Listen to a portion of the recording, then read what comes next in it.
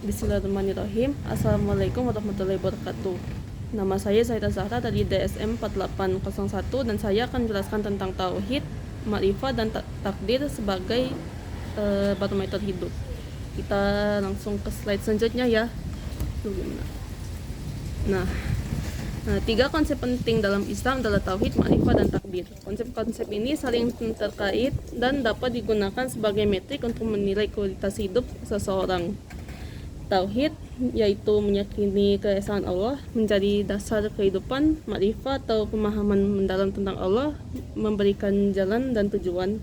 Dan takdir atau ketentuan Allah yaitu qada dan qadar yang memberikan konteks dan kerangka untuk memahami kehidupan. Kita nggak usah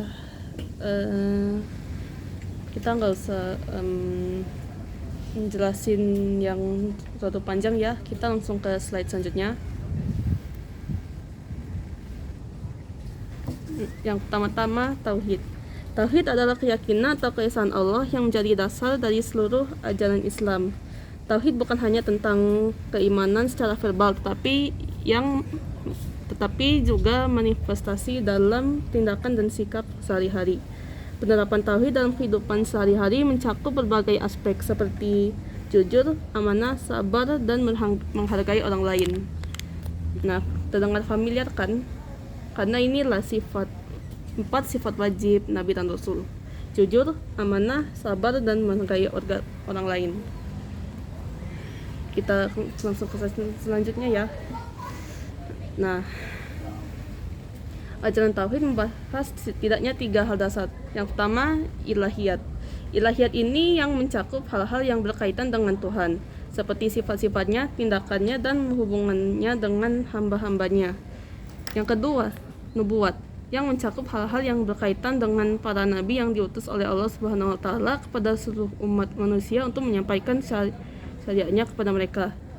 Yang ketiga, samiyat, yang mencakup informasi yang disampaikan oleh para nabi dalam bentuk wahyu yang mereka terima dari Allah Subhanahu wa taala. Next. Nah, salah satu yang harus kita teladani dari tindakan Nabi Muhammad SAW adalah melakukan ibadah berdasarkan apa yang disukai oleh Allah, karena Dia adalah yang berhak untuk menerima ibadah, bukan keinginan mereka sendiri.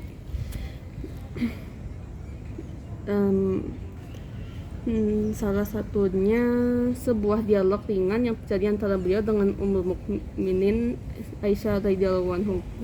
Ketika kaki Rasulullah SAW bengkak karena banyak melakukan qiyamul lail atau salat malam, Aisyah radhiyallahu anha berkata, "Ya Rasulullah, Anda melaksanakan ibadah qiyamul lail sampai kaki Anda bengkak. Bukankah Allah telah mengampuni dosa-dosa Anda yang terdahulu maupun yang akan datang?"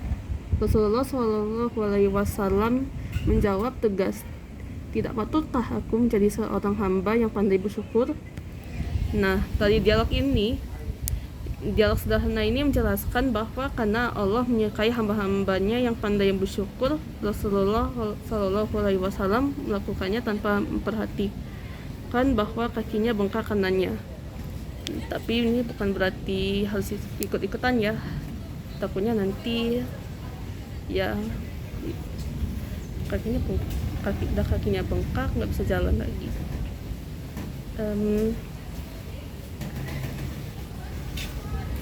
Nah, dalam kehidupan sehari-hari, menerapkan tauhid tidak hanya terbatas pada ibadah, itu juga mencakup cara kita berinteraksi dengan orang lain. Dalam ajaran Islam, sikap jujur, amanah, sabar, dan saling menghormati adalah beberapa nilai yang diajarkan dan merupakan bagian dari pengalaman tauhid. Kita diajarkan dalam kehidupan sosial kita untuk selalu mengingat Tuhan dalam setiap tindakan kita. Nabi Muhammad SAW bersabda, "Sesungguhnya aku diutus untuk menyempurnakan akhlak yang mulia." Hadis riwayat Al-Bukhari. Hadis ini mengingatkan kita bahwa akhlak yang baik harus ada dalam setiap tindakan kita, baik dalam hubungan dengan sesama maupun dalam menjalani kehidupan sehari-hari. Kita ke topik selanjutnya. Waduh, kayaknya tak hujan nih. Makrifat dan tauhid, pemahaman dalam tentang pengetahuan tentang Allah. Next, yang pertama-tama, apa itu makrifah? Makrifat adalah pengetahuan dalam tentang Allah yang tidak hanya terbatas pada pemahaman intelektual, tapi juga mencakup pengalaman dan hubungan rohani dengannya. Makrifat mendorong seseorang untuk mendekatkan diri kepada Allah melalui ibadah dan berbagai amal kebaikan. Makrifat menciptakan kesadaran bahwa setiap perbuatan dapat menjadi bentuk ibadah kepada Allah. Kita ke slide selanjutnya. Ciri-ciri orang makrifat. Berikut adalah ciri-ciri orang yang berilmu makrifat. Yang pertama, baik hati dan akhlaknya. Yang kedua, mampu merasakan kehadiran al-malaikat al-hafazah mengiring Allah Subhanahu wa Ta'ala untuk setiap manusia. Yang ketiga, menjadi individu yang merdeka secara fisik dan mental. Yang keempat, hidupnya mengalami transformasi yang mengerikan. Mengerikan di sini artinya dalam artian positif ya, bukan negatif. Yang kelima, menjadi hamba yang optimis, aktif dan berkembang. Oke, selanjutnya takdir. Takdir adalah ketentuan atau takdir Allah yang sudah ditetapkan untuk setiap makhluk. Memahami takdir tidak berarti menyerah pada keadaan, tetapi justru mendorong untuk berupaya dan berusaha dengan sungguh-sungguh dalam segala hal. Takdir mengajarkan pentingnya berserah diri dan bersabar dalam menghadapi ujian dan cobaan hidup. Next, Imam Ahmad rahimahullah menurutkan al-qada'u qadratullah. Takdir adalah kekuasaan Allah.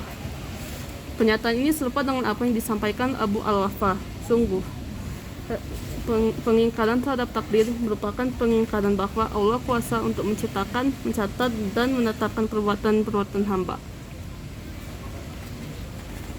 Oke, selanjutnya. Takdir merupakan barometer tauhid. Setiap orang yang mengaku beriman kepada Allah namun mendustakan takdir, maka pendustaannya itu menggugurkan tauhidnya. Riwayat dari sahabat Abdullah ibnu Abbas radhiyallahu anhu.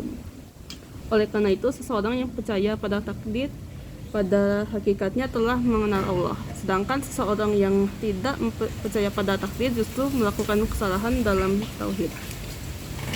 Oke, selanjutnya. Nah, yang terakhir itu kesimpulan. Kesimpulannya adalah apa hubungan dari ketiga konsep tauhid? Hubungan dari tauhid, makrifat, dan takdir yang telah saya jelaskan tadi itu, yang pertama, tauhid, makrifat, dan takdir saling terkait dan membentuk kerangka hidup yang utuh. Tauhid menjadi landasan, makrifat memberikan arah, dan takdir memberikan kerangka.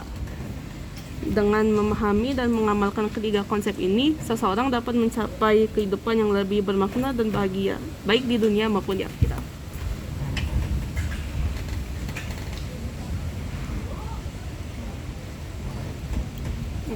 Alhamdulillah. Sekian presentasi saya hari ini. Mohon maaf kalau ada perkataan saya yang terbata-bata. Sekian dari saya. Wassalamualaikum warahmatullahi wabarakatuh.